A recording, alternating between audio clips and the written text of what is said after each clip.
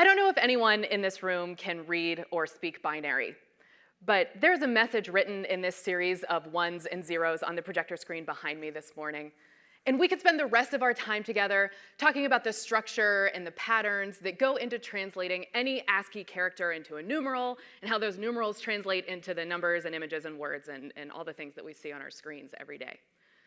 But in the interest of time, as a fellow human, I am happy to simply translate this into a language that we can all understand. These numbers say, learning happens everywhere. My name is Megan Fahey, and I am the Assistant Director of Strategic Programs in the College of Engineering at Carnegie Mellon University. And if that all sounds very important to you, that's because it is. I oversee all the K12 Outreach programming for the College of Engineering, and it wasn't until about 6 months ago when I accepted this job that I realized just how important this work is. I design workshops and host events and arrange curriculum for summer camps. I visit high, middle, and elementary schools, all in the interest of teaching students about engineering. And I would like to take this opportunity in front of everyone here, I think my boss is even in the audience, to admit that I am absolutely not qualified to do this job. What I mean is, until 6 months ago, when I thought about engineering, it was more of the choo-choo kind than this kind. What I mean is, 6 months ago, on my very, very, very first day of work at Carnegie Mellon, I worked at an event on a Saturday in which 20 10-year-olds were rotating through a series of experimentation stations. And as I rotated with them, they would frequently turn to me for guidance, presuming that I was indeed a scientist. And I would have to say things like, "Oh, you don't need me to tell you how to do that. I know you can handle this one. I'd like to empower you to try again." What I mean is, my degree is in creative writing, and I have an English degree before that. I spent my 10 years in higher education learning how to build things like phrases and sentences, and sometimes, not to brag or anything, entire paragraphs, which, no offense to any other creative writers in the room, it's not exactly rocket science. And yet, for some reason, Carnegie Mellon has hired me to teach rocket science. Oh, there's such a great slide of me teaching rocket science coming up next. There it is. Maybe there are a couple of reasons that this happened. One, I guess I'm pretty smart. Two, I am excellent on interviews. And three, before I started working at Carnegie Mellon, I worked here at Point Park University, where I helped to co-found and eventually direct the Center for Inclusive Excellence. And we did a lot of stuff in the Center for Inclusive Excellence, everything from academic programming and assessment to fundraising and fashion shows. And while it took me the better part of my 2 years in the department to really get a sense of what the job was, since it would frequently change from one day to the next, all the work that we did was foregrounded in our core departmental philosophy, the proposition that learning happens everywhere.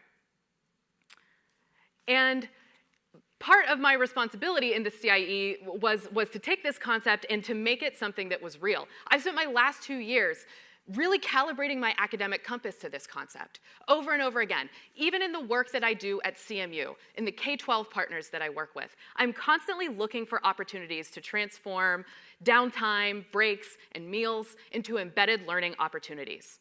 What can we learn about our lunches, about each other, about ourselves? As a quick aside, part of my responsibilities, my made-up responsibilities, frankly, in the CIE, was to oversee all of our college and high school partnerships. And what this meant was that in the year that I served in this role, I probably visited about a dozen high schools. And what I noticed was that not only was every classroom noticeably different from when I was a high school student, but they were also wildly distinct from each other.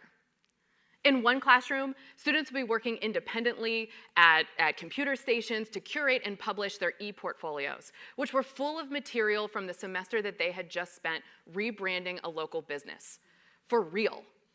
And then in the next classroom, students would be operating complicated camera equipment to create music videos and news packages and winning awards for this work. At City Charter High School, right down on Stanwich Street, a couple blocks from here, every upper class student has their own cubicle, at which in the afternoons, they're expected to sit there and work on their resumes and supporting materials in order to acquire the mandatory internships that are required for them to graduate. Once, while on a visit to South Fayette High School, I was on a tour of the school with the principal. And I saw this student walking toward me, just like trudging along, untied boots first, and I thought, oh yes, this is the high school experience that I recognize. This is the pained look of a student who is heading to 7th period American history to copy notes from a blackboard. I am sure of it. But when the principal turned and asked him what was wrong, the student just said, oh, nothing. I just got to go to 3D printing class. As if he were literally bored already with the notion of going to a class in which his only objective was to design and create any three-dimensional object out of essentially nothing. My point is this: we age, students age, but nothing ages and advances faster than technology. The speed at which new technologies are discovered and implemented and ubiquitously brought into the classroom is staggering and only expected to move more quickly as time goes on. For example, this is ANSYS Hall. This is where I work. My office is in like that glass area. And this is what a classroom in the brand new ANSYS Hall building looks like. And another confession, I don't know what any of this stuff is, right? And yet, the students do, and they love it. And in a generation, in a decade, in a couple of years, even this stuff will be ancient history. Students will walk into this lab and say, it used to take how long to 3D print a functional set of human lungs? A whole day? And I'll say, it used to take a whole day to download one MP3 file. And the student will say, what's an MP3 file? I'm getting off the subject. Because community and academic outreach programs are not quite school time, but not quite free time either, they're the perfect opportunity to have a moment of transition with these students, to teach them the mobility skills that they will need in order to age gracefully into the next versions of themselves. And the best outreach programs don't just teach students that learning happens everywhere. They teach them how to learn anywhere. But don't take my word for it. A quick scan of the flagship outreach programs going on around the city of Pittsburgh will reveal the same conclusion. I know this because I asked. I asked my new colleague, Shunsho Carmack. She is the assistant director of the Arts Greenhouse Initiative at Carnegie Mellon. Students who enroll in the Arts Greenhouse experience the process of producing music from beginning to end. They learn the fundamentals about how to read music. They learn to play a simple instrument, how to write a basic song, how to record that song, how to take that collection of recordings and turn it into something tangible, something they can take home. The point of the Arts Greenhouse, Shunsho said, is the process. The fact that the students leave there with something that they can show off, that's a perk. She said, we're not trying to churn out little businessmen. We are trying to churn out little thinkers. I asked Heidi Ward. Heidi is the director of community and summer programs here at Point Park, and she talked to me about Camp Hollywood. Camp Hollywood is a 2-week residential cinema camp during which students must produce a full-length feature film. And they have to do a little bit of everything in this camp, from acting to sound editing.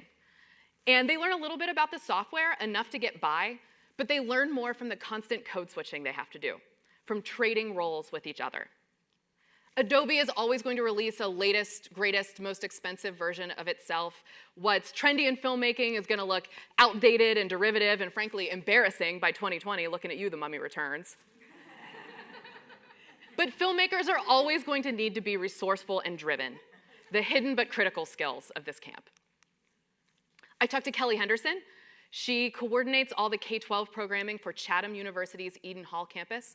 She runs the Sustainable Leadership Academy, where students learn not only the basics of how to preserve our planet's natural resources, but they also learn about sustainability as a community concept. They learn about social sustainability and identity preservation, and at the end of the week, they get to go kayaking.